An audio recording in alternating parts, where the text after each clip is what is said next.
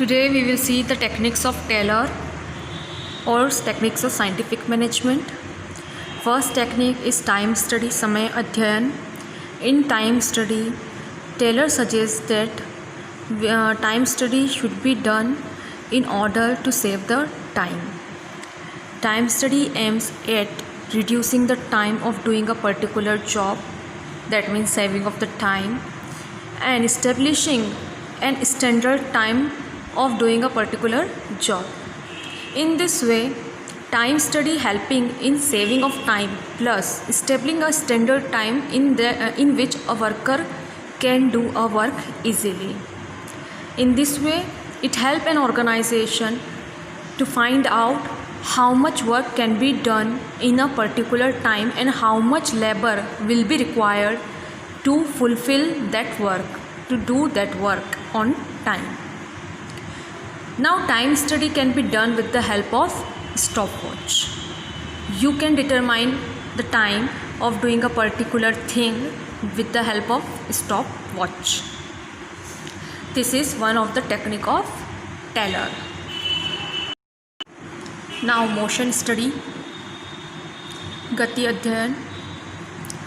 In motion study, it aims at reducing the motion, unnecessary motion, like moving of an object, motion in the moving of object, lifting of things, doing any particular work. So here motion study aims at reducing unnecessary or wasteful motions.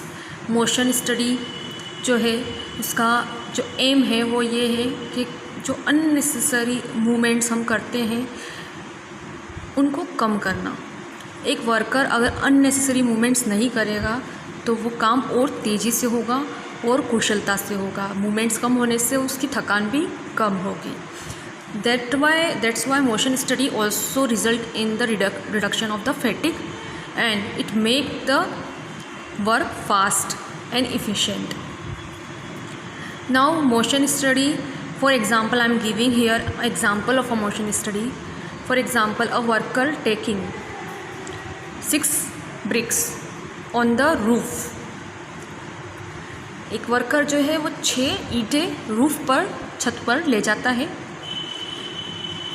वो जाता है कहीं से है, stairs से, सीढ़ियों से वो जाता है.